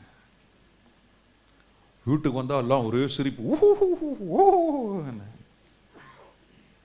என்ன எனக்கு இஷ்டம் கிடையாது. அவன் ஹிந்தியில் கேட்டான், நானும் ஹிந்தியில் பதில் சொன்னேன். தோடானா டீக்கே கரோ. நான் கண்ணை மூடினேன். 2ஆம் வனத்துக்கு போயிட்டு கண்ணை திறந்து பார்க்குறேன். கர்த்தருக்கு ஸ்தோத்திரம் உண்டாதாக. கவலையே படலை, சந்தோஷமாகறேன். 2 மாதத்துக்கு சீப்புக்கும் வேலை கிடையாது, துண்டுக்கும் வேலை கிடையாது, நிம்மதியாக இருக்கிறாங்க. Free maintenance, free. காலை ஒருத்தன் வந்து பைய தூக்கணா, பாஸ்டர் என்னடா அழகா இருக்கீங்க பாஸ்டர். தவிர அட்ரா உன் தலையை குடுறா கூட. மெயின்டெனன்ஸ் ஃப்ரீ, ஏம்ஸே கிடையாது, ஆனுவல் மெயின்டெனன்ஸ் கான்ட்ராக்டே கிடையாது, ஃப்ரீயாக இருக்கலாம். கர்த்தருக்கு ஸ்தோத்திரம். காலையில் ஏன் சொன்ன முதல் வேலையாக தலை சீவேன் ஃபஸ்ட்டு. அது 4-5 முடி கீழே கொட்டும். என்னடா வயசாகிட்டு போகுது, 4 முடி கீழே கொட்டுது. துண்டை எடுத்தால் அது அவ்வளோ முடியும். இப்போ அது பிரச்சனையே கிடையாது. அல்லேலூயா. ஃப்ரீயாக இருங்க. எப்படிங்க ஃப்ரீ? வீட்டில் இருக்கிற நேற்று சொல்லிட்டேன், பாசம் பண்ண எல்லா ட்ரெஸ்ஸும் எல்லாம் ஒரு 4-5 பேண்ட்டை வச்சுக்கோ, எல்லாத்தையும் கொடுத்துருந்தேன் நான். சஃபாரி இருக்குது, அதை வச்சு வண்டி ஓட்டிக்கலாம். Free maintenance, free. இந்த உலகத்திற்கு ஒத்த வேஷம் வேணாம். நீ உலகத்துக்குரியவர்கள் நாம் அல்ல. ஆண்டவராகிய இயேசு கிறிஸ்து சொல்றாரு யோவான் 17ஆம் அதிகாரம் 14ஆம் வசனத்தில். யோவான் 17 ரொம்ப முக்கியமானது, நல்ல கவனிங்க. யோவான் 17:14. நான் உம்முடைய வார்த்தையை அவர்களுக்கு கொடுத்தேன், நான் உலகத்தான் அல்லாதது போல, நாம் உலகத்தான் அல்லாதவர்கள் போல அவர்களும் உலகத்தார் அல்ல, ஆதலால் உலகம் அவர்களை பகைத்தது. பாருங்க, ஆண்டவர் இயேசு கிறிஸ்து ஜெபம் பண்றார். He is praying to his Father. Jesus said, as I am not of the world, so as they are not of the world. நாம் உலகத்தான் அல்லாதது போல இவர்களும் உலகத்தான் அல்ல. ஆண்டவர் நமக்காக பிதாவிடத்தில் பேசுகிறார். நம்ம 2 பேரும் உலகத்தான் அல்ல, ஆதலால் இவர்களும் உலகத்தார் அல்ல. இந்த உலகத்தார் அல்ல, இவங்க தான் தேவராஜ்யத்துக்குள்ள வர போறாங்க. இவங்க தான் பிதாவை தரிசிக்க போறாங்க. இவங்க தான் குமாரனாகிய இயேசுவை பார்க்க போறாங்க. இவங்க தான் பரிசுத்த ஆவியானவரால் நிறைந்து பரலோகத்தில் ஆராதிக்க போறாங்க. அல்லேலூயா. உலகத்தான் தேவ ராஜ்யத்துக்குள்ள என்ன செய்ய முடியாது? They cannot. The worldly people, the people who enjoy the pleasure of this world, இந்த உலகத்தினுடைய அநேக இன்பங்கள் இந்த உலகத்தில் இருக்கு. ஏதோ கல்லு கீழே குத்திக்கிட்டே இருக்கு. ஸ்தோத்திரம். ஹல்லேலூயா. ஸ்தோத்திரம். இந்த உலகத்தில் இருக்கிற வசதிகள், வாய்ப்புகள் பாருங்க. ஒருத்தர் எனக்கு தெரியும், யாரும் கேட்காதீங்க, விழிப்புறத்துக்கு போய் மீன் குழம்பு சாப்பிட போவார் இங்கிருந்து. ஒரு நாள் என்னை கூப்பிட்டார், வாங்க போலான்னு. அன்னைக்கு எனக்கு எந்த ஊழியம் இல்லை, அவரும் ஒரு ஊழியக்காரர் தான், எந்த வேலை இல்லை. நானும் கூட போனேன். அவர் சொன்ன ஒரு வார்த்தை சொன்னார், எனக்கு தான் மனைவி இல்லை, பிள்ளை இல்லை, இருந்தும் இல்லாமல் இருக்குது. என்ன அந்த சாப்பிட்ற ஒரு காரியம் தானே. ஒரு 20 வருஷத்துக்கு முன்னால் இது எனக்கு பெருசாக தெரியல. ஆனால் இப்போ அது ரொம்ப, ஐ எம் வெரி மச், ரொம்ப அதை நம்ம சிந்திச்சு பார்க்குறேன். எவ்வளோ பெரிய தவறு பாருங்க. ஒரு மீன் குழம்பு சாப்பிட்றதுக்கு விழிப்புறோம். ஒரு கோழி குஞ்சு பொரிச்சு கொடுக்குறாங்க. அங்கே திருநெல்வேலி பக்கத்தில் ஒரு இடம் இருக்குது, அங்கே போகிறது. பொரிச்ச பரோட்டா சாப்பிட்றதுக்கு தூத்துக்குடி போகிறது. பழரசம் சாப்பிட்றதுக்கு தூத்துக்குடி போகிறது. என்னங்க, இந்த நாக்கையும் மனசையும் நீ சிலுவையில் அறையிலன்னா உலகத்துடைய வேஷம், உலகம் உன்னை ஆளுகை செய்து கொண்டிருக்கும். கர்த்தருடைய வருகையில் என்ன செய்ய முடியாது? போக முடியாது. பெங்களூரில் கண்டோன்மெண்ட், அதை சிவாஜி நகர் பக்கத்தில் டாஜ் ஹோட்டல் ஒன்று இருக்குது. அது இப்போ இருக்கான்னு தெரியல. அந்த காலத்தில் இங்கேருந்து ஒரு கும்பல் கிளம்பும். 70 ரூபா தான் பிருந்தாவன் டிக்கெட்டு. காலையில் ஏறினா அது 1:30 மணிக்கு போய் சேரும். அங்கேருந்து ஒரு ஆட்டோ எடுத்துகிட்டு அந்த ஹோட்டலில் போய் சாப்பிட்டு ராத்திரி திருப்பி என்ன செய்யுது, சென்னை எக்ஸ்பிரஸில் ஏறி அடுத்த நாள் காத்தால இங்கே வந்து சேர்ந்துருது. அதுவும் ஒரே பெருமை. போனோம், ட்ரெஸ்ஸே எடுக்காமல் போனோம், பர்ஸை மாத்திரம் எடுத்துக்கிட்டோம், தாஜ் ஹோட்டலில் போய் சாப்பிட்டு வந்துட்டோம். அப்போ சென்னையில் வந்து முழு கோழி கிடையாது, தாஜ் ஹோட்டல் தான் முழு கோழி. என்னங்க, இதை நீ ஜெயிக்கலன்னா நீ தேவனுடைய ராஜ்யத்துக்கு உள்ளே போகவே முடியாது. உனக்கு ஆசைன்னு வரும் பொழுது உன் ஆசை என்ன செய்யணும்? சிலுவையில் ஏதோ சாப்பிடணுமா, போ செந்தி நகர் போ, இங்கே அடையாறு போ. அடையாறு போகிறதுக்கே நீங்கள் ஒரு பெரிய இதாக இருக்கு. இன்னைக்கு அதை நீ உலகத்துடைய வேஷத்தை நீ தரித்து கொண்டால் உலகம் வேஷமாகவே இருக்கும். அது ஒரு வேஷம்தான். டிராமாவில் ஒருத்தன் ராஜாவா நடிப்பான். அந்த காட்சி முடிஞ்சோடனே அவன் காலில் செருப்பு கூட இருக்காது, அவன் வேஷ்டி கட்டின்னு போவான். அந்த வேஷம் போட்ட பவுடரு, அந்த மீசெல்லாம் அப்படி சுருட்டி வச்சிருப்பாங்களா, அது அப்படியே இருக்கும். அப்போ சொல்லுவான், டே இதோ போறான் பர்றா ராஜா, டே டே டே டே இதோ போறான் பர்றான். அந்த வேஷம் இருக்கிறது தான் ராஜா. வேஷத்தை கலைச்சாச்சுன்னா யாரு? மரியாதை அவ்வளோதான். இதோ போறான் பர்ற ராஜா. டேய் எவ்வளோக்கு நான் கொடுத்தேன், எவ்வளோ காசு கொடுத்தாங்க? அந்த காலத்தில் 15 ரூபாங்க. ஒரு தெருக்கூத்தில் நடிச்சா 15 ரூபா தான். இந்த 15 ரூபாய்க்காக வேண்டி, அவனோட வயிற்று பிழைப்பைக்காக வேண்டி ஒரு வேஷம். இன்னைக்கு அதே மாதிரி கர்த்தருடைய பிள்ளைகளே, ஒரு கல்யாணத்துக்காக ஒரு வேஷம் போடுற, ஒரு பொண்ணுக்காக ஒரு வேஷம் போடுற, ஒரு பையனுக்காக வேஷம் போடுற, உலக வாழ்க்கைக்காக ஒரு வேஷம் போடுற. அந்த வேஷம் கடந்து போகும். அதான் பவுல் சொல்றாரு ரோமர் 12:2 உலகத்திற்கு உண்டான ஒத்த வேஷத்தை என்ன செய்யாத, தெரியாமல். ஏன் ஆண்டவர் சொல்றாரு, நாம் உலகத்தான் அல்ல, நாம் உலகத்தானாய் இல்லாதபடிக்கு நாம் கவனமாக இருக்க வேண்டும். யோவான் 14:30 வாசிக்கிறோம். 14:30 14:30 இனி நான் உங்களுடனே அதிகமாய் பேசுவதில்லை, இந்த உலகத்தின் அதிபதி வருகிறான், அவனுக்கு என்னிடத்தில் ஒன்றும் இல்லை. இந்த உலகத்தின் அதிபதியாகிய அந்தி கிறிஸ்து, அவன் இன்னைக்கு எல்லாம் ஆயத்தமாய் கொண்டிருக்கிறது. அவனுக்கும் எனக்கு என்ன இல்லை, எந்த சம்பந்தமும் இல்லை. இந்த உலகத்தின் அதிபதிக்கும் எனக்கு எந்த சம்பந்தமும் இல்லை. அதனால தான் யோவான் 7:7 வாசிக்கிறோம், உலகம் உங்களை பகைக்க மாட்டாது, அதன் கிரியைகள் பொல்லாதவளாய் இருக்கிறது என்று நான் சாட்சிக்கு இருக்கிறபடினாலே அது என்னை பகைக்கிறது. நீ கர்த்தருக்காக உண்மையாக இருக்கும் பொழுது உலகம் உங்களை பகைக்கும். உலகம் உங்களை அக்செப்ட் பண்ணாது. The world will not recognize you. The world will not recognize your faithfulness. அன்னைக்கு ஒரு சகோதரன் என்கிட்ட வந்து பேசினார், பாஸ்டர் என்னோட அலுவலகத்தில் ஒரு பெண் வேலை செய்கிறா, அவள் என்னை வற்புறுத்துகிறா, பல நாட்களாக என்னை வற்புறுத்துகிறா, வா போகலாம், let's go for a dating. அப்போ இவர் சொல்கிறார், இல்லைம்மா ஐ எம் ஆல்ரெடி மேரிட். என்ன நீ சும்மா கதை பேசிகிட்டு இருக்க, நானும் கல்யாணம் ஆனவன் தான், எனக்கு 2 பிள்ளைங்க இருக்கு தான் செய்யுது, இதில் என்ன தப்பு இருக்கு? we are in modern days, இதில் என்ன தவறு? வா போகலாம். உலகம் உன்னை பகைக்கும் என்று மறக்காதீங்க. we have a different standard. நமக்கு வேறு அந்தஸ்து இருக்கு. சொல்லுங்க, நாம் வேற மாதிரியான ஜனங்க, நாம் பரிசுத்த ஜனங்க. we are peculiar people. அல்லேலூயா. பாவத்துக்கு உடன்பட முடியாது, பாவம் உன்னை ஆளுகை செய்ய முடியாது. கர்த்தர் சொல்றார், இனி இந்த உலகம் உங்களை என்ன செய்யும்? பகைக்கும். ஏன் பகைக்குது? நீ உலகத்துக்கு ஒத்த வேஷம் என்ன செய்யல, தரிக்காம இருக்கிறதுனால கர்த்தர் சொல்கிறாரு உன்னை பகைக்கும். ஆனால் கர்த்தர் சொல்றாரு, நான் உன்னை சேர்த்து கொள்ளுவேன், நான் உன்னை கைவிட மாட்டேன். உலகம் பகைக்கிறதுனால நீ கலங்காத. உலகம் உன்னை வேறு பிரித்து உன்னை ஒதுக்குறதுனால கலங்காதீங்க. தள்ளப்பட்ட கல் மூளைக்கு தலைக்கல்லாய் உன்னை மாற்றுவார். தள்ளப்பட்ட யோசேப்பு, அவனை எகிப்துக்கு கர்த்தர் ராஜாவாக வைத்தார். தள்ளப்பட்ட தானியேலு கர்த்தர் இன்னும் அநேகத்துக்கு அதிபதியாய் கர்த்தர் வைத்தார்.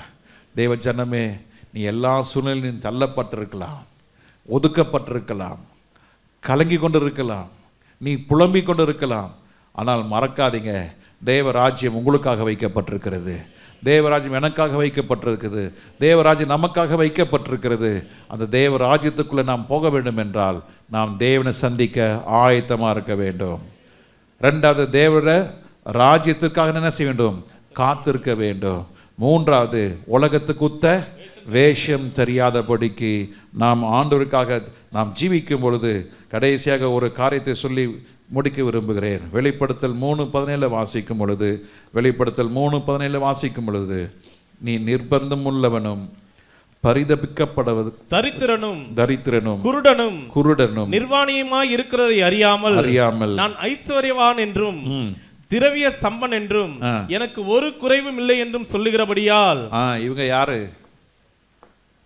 ஆண்டவர் வாந்தி பண்ணி போடப்பட்டவர்கள். இவங்க லவோதிக்கிய சபையை சேர்ந்தவர்கள். இந்த லவோதிக்கிய சபையை சேர்ந்தவர்களை கர்த்தர் சொல்லுறாரு,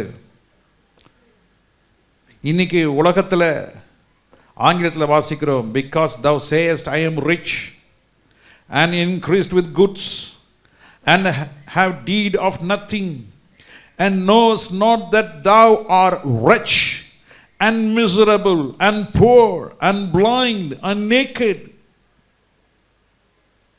இன்னைக்கு ஆவிக்குரிய கண்கள் அடைக்கப்பட்டிருக்கிறதுனாலே இன்னைக்கு நம்ம கிறிஸ்துவுக்குள்ளே ஐஸ்வர்யவான்களாக இருக்க வேண்டும். we are to be the most rich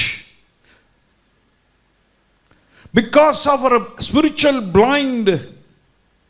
ஆவிக்குரிய குருடராக இருக்கிறதுனாலே நமக்கு இன்னைக்கு தேவ ராஜ்யம் நம்முடைய கண்களுக்கு மறைக்கப்பட்டு உலகத்துடைய மேன்மை தான் நமக்கு பெருசா தெரியுது. we focus more on the worldly things, but our concentration is not on the kingdom of God. நம்முடைய கவனம்லாம் உலகம், கவனம்லாம் இப்படி இருக்கணும், அப்படி இருக்கணும், இது செய்யணும், அப்படி செய்யணும். ஆனால் அது தவறு இல்லை. அதுக்கு மேலே ஒன்று நினைக்கணும், தேவ ராஜ்யத்தை நினைக்கணும், கர்த்தருடைய வருகையை நினைக்கணும். கர்த்தருடைய வருகையில் எடுத்துக்கொள்ளப்பட வேண்டும் என்று நான் சிந்தித்து கொண்டு இருக்க வேண்டும். நான் எப்படியாவது ஆண்டவரை ரசிக்கணும், எப்படியாவது ஆண்டவர் முகத்தை பார்க்கணும், எப்படியாவது தேவ ராஜ்யத்துக்குள்ளே போகணும். அதுதான் என் பேச்சு, அதுதான் என் மூச்சு, அதுதான் என் சிந்தை, அதுதான் என் திட்டம். அப்படி நீங்கள் சிந்தித்து கொண்டு இருக்கும் பொழுது ஆவிக்குரிய கண்களை கர்த்தர் திறப்பார். அல்லேலூயா. ஆவிக்குரிய கண்கள் திறக்கப்படும் பொழுது அங்கே நடக்கிறது என்ன? 1 யோவான் 5:19 வாசிக்கிறோம். 1 யோவான் 5:19 வாசிக்கிறோம், நாம் தேவனால் உண்டாயிருக்கிறோம் என்று. உலகம் முழுவதும் பொல்லாங்கனுக்குள் கிடக்கிறது என்று அறிந்திருக்கிறோம். உலகம் எல்லாம் பொல்லாங்குக்குள்ளே இருக்கிறது. உலகமெல்லாம் பொல்லாங்குக்குள்ளே இருக்கிறது. நாம் பொல்லாங்குக்குள்ளே இருக்கக்கூடாது. நாம் தேவ ராஜ்யத்துக்குள்ளே இருக்க வேண்டும். வெளிப்படுத்தல் 12ஆம் அதிகாரம் 9ஆம் வசனத்தை வாசிக்கும் பொழுது, வெளிப்படுத்தல் 12:9 வாசிக்கும், உலகம் அனைத்தையும் மோசம் போக்குகிற பிசாசு என்றும் சாத்தான் என்றும் சொல்லப்பட்ட பழைய பாம்பாகிய பெரிய வலு சர்ப்பம் தள்ளப்பட்டது. அந்த பெரிய சர்ப்பம் என்ன செய்யப்பட்டது? தள்ளப்பட்டது. அது பூமியிலே விழ தள்ளப்பட்டது. அதனோடு கூட அதை சேர்ந்த தூதரும் தள்ளப்பட்டார்கள். அதோடு கூட உலகத்துல வேஷம் தரித்தவர்கள், உலகத்துக்கு பின்னால போனவங்க. ஆமா, எல்லாம் சண்டே பிலீவர்ஸாக இருந்தவங்க. உலகத்தோடு இருக்கிறவங்க தேவனோடு இருக்க முடியாது. சொல்லுங்க, உலகத்தோடு இருக்கிறவங்க தேவனோடு இருக்க முடியாது. தேவனோடு இருக்கிறவங்க உலகத்தோடு இருக்க முடியாது. ஸோ உலகத்தோடு இருந்தவங்களை கர்த்தர் என்ன செய்வார்? தள்ளப்படும் பொழுது அவனோடு கூட இருந்தவர்கள் என்ன செய்யப்படுவாங்க? சேர்ந்து தள்ளப்பட்டார்கள். அந்த நிலைமை வந்துடக்கூடாது ஐயா. அம்மா, அந்த நிலைமை வந்துடக்கூடாது. நாம் எப்போதும் கவனமாக இருக்கணும். கர்த்தருடைய வருகை ரொம்ப சீக்கிரமாக இருக்குது. எப்போ வேணால் என்ன வேணால் நடக்கலாம். விழிப்பாருங்க, மனக்கண்கள் பிரகாசமாக வச்சுங்க, கர்த்தரை ஆராதிங்க, உண்மையுள்ளவர்களாக இருங்க, பரிசுத்தமுள்ளவர்களாக இருங்க, கிறிஸ்துவோடு நடங்க, ரட்சிப்பை புதுப்பிங்க. நேற்று நம்ம காலைல உபவாச கூட்டத்தில் பார்த்தோம். ரட்சிப்பை புதுப்பிக்க வேண்டும், தேவனுடைய அபிஷேகத்தை புதுப்பிக்க வேண்டும், கிருபையை புதுப்பிக்க வேண்டும், தேவன் மேல் உள்ள விசுவாசத்தை புதுப்பிக்கப்பட வேண்டும், தேவன் மேல் உள்ள அன்பை புதுப்பிக்கப்பட வேண்டும். இதெல்லாம் என்னமோ எங்கேயோ கேட்ட மாதிரி இருக்குதுல்ல. எனக்கு அப்படியே ஆகி போயிடுச்சு. இந்த 20 பேர் ஞானசாந்த பேர் கொடுத்துருக்காங்க. இந்த 20 பேர் நான் தனித்தனியாக பேசுவேன். நீங்கள் என்கிட்ட வரும்பொழுது மனம் திரும்பின நாள், என்னைக்கு ரட்சிக்கப்பட்டீங்க, டேட், டைம் நோட் பண்ணுங்க. அப்படி இல்லாட்டினா அப்படிப்பட்ட ஒரு ஞானஸ்தானமே உங்களுக்கு அனுபவமே இருக்காது. இன்னைக்கு ரட்சிக்கப்படுற அனுபவமே கிடையாது. நல்லவங்களாக இருந்தால் ஞானஸ்தானம் கொடுத்துருங்க. அதான் நேற்று சொன்னேன், மீசை வந்து வர மாதிரி இருந்ததுன்னா ஞானஸ்தானம், கொண்டை போடுற அளவுக்கு முடி வந்துச்சுன்னா ஞானஸ்தானம் கொடுத்துருங்க. வாழ்க்கையில் எந்த கண்ணியும் கிடையாதுங்க. கொஞ்சம் மீசை ஈசெல்லாம் நல்லா பெருசாக தாடி ஏடி வந்தோடனே அவன் என்ன பண்ணிக்கிறான், எல்லாம் போட்டு உலகத்தான் மாதிரி எல்லாம் கம்மலை போட்டு கில்லம் போட்டு மாட்டிக்கின்னு கழுத்தில் அதை போட்டு இதை போட்டுக்கின்னு ஊரை சுற்றிக்கிட்டு ரட்சிக்கப்பட்டவன்றான், ஞானஸ்தானம் எடுத்தன்றான். அவனுக்கும் கர்த்தருக்கும் என்ன இல்லை, சம்பந்தமே கிடையாது. உலகத்தின் வேஷம், உலகத்தினுடைய உலகமாக இன்னைக்கு எல்லா உலகத்தினுடைய வேஷம் கடந்து போகும். அப்படிப்பட்ட வாழ்க்கை வேண்டாம். உலகத்தோடு இருந்தவங்களை கர்த்தர் என்ன செய்வார், அவனோடு சேர்ந்தவங்களை கர்த்தர் என்ன செய்வார், நரகத்திலே தள்ளுவார். தள்ளப்படும் பொழுது நம்ம அந்த கூட்டத்தில், கைவிடப்பட்டவங்க அந்த கூட்டத்தில் இருப்பாங்க, எடுத்துக்கொள்ளப்பட்டவங்க இயேசுவோடு நித்தியமாக அவர் ராஜ்யத்துக்குள்ளே இருக்க போகிறோம். எல்லாம் கண்களை மூடி நம்ம ஆண்டவர்கிட்ட கேட்போம், ஆண்டவரே கொஞ்ச நேரம் ஒப்பு கொடுங்க, ஆண்டவரே தகப்பனே, நாங்கள் ஆண்டவரே ஆவிக்குரிய வாழ்க்கையில் ஒரு வளர்ச்சி, ஜெபத்தில் ஒரு வளர்ச்சி, வேத வாசிப்பில் ஒரு வளர்ச்சி, தேவ சமூகத்தில் காத்திருப்பது வளர்ச்சி, எங்களுடைய ஆண்டவரே இருதய கண்கள் மனக்கண்கள் பிரகாசிக்க ஆண்டவரே என்னை ஒப்பு கொடுக்குறேன். ஹல்லேலூயா. எல்லாரும் கொஞ்ச நேரம் ஒப்பு கொடுங்க. எத்தனை பேர் ரட்சிக்கப்பட்டிருக்கிறீங்க, எத்தனை பேர் மனம் திரும்பி இருக்கிறீங்க, எத்தனை பேர் உங்கள் ரட்சிப்பை புதுப்பிக்கிறீங்க, எத்தனை பேர் உங்களுடைய பரிசுத்த வாழ்க்கையை நீங்கள் புதுப்பிச்சுக்கிட்டே இருக்கிறீங்க. ஆண்டவர்கிட்ட எல்லாரும் கொஞ்சம் நேரம் வாய் திறந்து ஜெபிங்க. ஆண்டவரே, ஆண்டவர்கிட்ட கேளுங்க. ஆண்டவரே, தேவர் ராஜ்யம் என்பது அது வெளியரங்கமாய் அல்ல, அது கர்த்தருடைய ஜனங்களுக்கு வைக்கப்பட்டிருக்கிறது. ஹல்லேலூயா, ஹல்லேலூயா. அந்த தேவ ஜனங்களாக நாம் அவர் ராஜ்யத்துக்குள்ளே போக வேண்டும், அவரை சந்திக்க வேண்டும். அவரை சந்திக்க வேண்டும் என்று சொல்லுகிறார்கள். அவரை சந்திக்க ஆயத்தமாக இருக்க வேண்டும். ஆயத்தம் இல்லாதவர்கள் கைவிடப்பட்டார்கள். புத்தி உள்ள ஸ்திரீயாகிய அந்த 5 பேர் மாத்திரம் உள்ளே போனாங்க. ஏன்? அவங்க ஆயத்தமாக இருந்தாங்க. எண்ணெயும் இருந்தது, போதுமான எண்ணெய் இருந்தது. அதுதாங்க ஆயத்தம். ஆமென். ஆண்டவர்கிட்ட கேளுங்க. ஆண்டவரே தகப்பனே, நாங்கள் எப்போதும் ஆண்டவரே ஆயத்தமாக இருக்க எல்லாம் கொஞ்ச நேரம் வாயிலை திறந்து ஜெபிங்க. ஆண்டவரே, மந்த இருதயம் போகட்டும், எல்லா விதமான லௌகீக கவலைகள் போகட்டும், எல்லா மந்த இருதயங்கள் விலகி போகட்டும், நிர்விசாரணமாக இருக்கிற காரியங்கள் எல்லாம் விலகி போகட்டும். ஹல்லேலூயா, ஹல்லேலூயா. தெளிந்த புத்தி உள்ளவர்களாக இருங்க, விழித்து இருங்க. என் இயேசு ராஜா வர இருக்கிறார். ஆமென், ஆமென். ஹல்லேலூயா, ஹல்லேலூயா. உலக கவலை வேண்டாம், உலகத்துக்குரிய எந்த காரியம் நமக்கு வேண்டாம். ஆண்டவர் நம்மளை நேசிக்கிறார், நமக்காக எல்லாவற்றையும் செய்ய முடிக்க அவர் ஆயத்தமா இருக்கிறார். ஆமென், ஹல்லேலூயா. எல்லாரும் கொஞ்ச நேரம் ஒப்பு கொடுத்து ஜெபிங்க, ஒப்பு கொடுத்து ஜெபிங்க. ஏன் மனசோர்வோட நீங்க வாழணும், ஏன் கவலையோடு இருக்கணும்? பிசாசுடைய பெரிய தந்திரம் மனசோர்வு, கவலை, சந்தேகம், மன அழுத்தம், இப்படிப்பட்ட காரியங்களை கொடுத்து நாம் ஜெபிக்க கூடாதபடிக்கு, ஆண்டவர்கிட்ட கிட்ட நெருங்காதபடிக்கு அவன் பல சதி திட்டங்களை அவன் யூஸ் பண்ணிட்டு இருக்கிறான். ஆனாலும் நல்ல அதுக்கு மீறி நீங்க ஜெபிக்க ஆரம்பிங்க, கர்த்தரை விசுவாசிக்க ஆரம்பிங்க, ஆண்டவர் ராஜ்யத்துக்கு குறித்துதான காரியங்களை நீங்க சிந்திக்க ஆரம்பிங்க, நித்திய ஜீவனை குறித்து பேச ஆரம்பிங்க, சிந்திக்க ஆரம்பிங்க. கர்த்தர் சகலமும் செய்ய வல்லவராக இருக்கிறார். கர்த்தர் சகலமும் செய்ய வல்லவராக இருக்கிறார். ஒருவரும் கெட்டு போக கூடாது என்பது ஆண்டவர் விரும்புகிறார். கொஞ்ச நேரம் எல்லாம் கரங்களை உயர்த்தி ஒப்பு கொடுங்க. ஆண்டவரே தகப்பனே, உம்முடைய வருகை மிக சமீபமாக இருக்கிறது. உலகத்தில் நடக்கிற சம்பவங்கள் எல்லாம் என் இயேசு வருகிறார், என் இயேசு வருகிறார் என்று பகிரங்கமாய் அறிவித்துக் கொண்டிருக்கிறது. யூப்ரட்டிஸ் நதி வற்றி போகும் என்று வெளிப்படுத்தல 16ஆம் அதிகாரத்தில் வாசிக்கிறோம். அது இன்னைக்கு அப்படியே நடந்து போகிறதை பார்க்கிறோம். ஏனென்றால் மகா பெரிய யுத்தம் ஒன்று நடக்க இருக்கிறது. கிழக்கத்தில் இருக்கிற ராஜாக்கள் அர்மகதானுக்கு போக வேண்டும். எல்லாம் ஆண்டவர் ஆயத்தமாயிரு கொண்டிருக்கிறார். இப்போ சபையும் மணவாட்டியை பார்த்து, மணவாட்டியே நீ ஆயத்தப்படு என்று கர்த்தர் சொல்லுகிறார். ஹல்லேலூயா, ஹல்லேலூயா. ஆயத்தமாகாதபடிக்கு உலகத்துடைய வேஷத்தை எடுத்து போடுங்க. உலகத்துக்குரிய கவலைகளை எடுத்து போடுங்க. உலகத்துக்குரிய காரியங்கள் எல்லாம் சிந்திக்காதீங்க. தேவ ராஜ்யத்தை குறித்து தானே சிந்திங்க. நிச்சயம் ஆண்டவர்களை கைவிட மாட்டார். எல்லாம் கரங்களை அசைத்து ஆண்டவருக்கு நன்றி சொல்லுவோம். ஹல்லேலூயா, ஹல்லேலூயா. ஆண்டவரே, இந்த வார்த்தை கேட்கிற ஒவ்வொருவரையும் ஆசீர்வதிப்பீராக. ஆயத்தப்படுத்தும், தேவனை சந்திக்க கிருபை செய்யும், பரிசுத்தப்படுத்தும், வேலை எடுத்து காத்துக்கொள்ளும். எல்லாம் துதி கனமை உமக்கே செலுத்துகிறோம். மீட்பர் இயேசுவின் நாமத்தில் ஜெபிக்கிறோம் நல்ல பிதாவே. ஆமென், ஆமென், ஆமென்.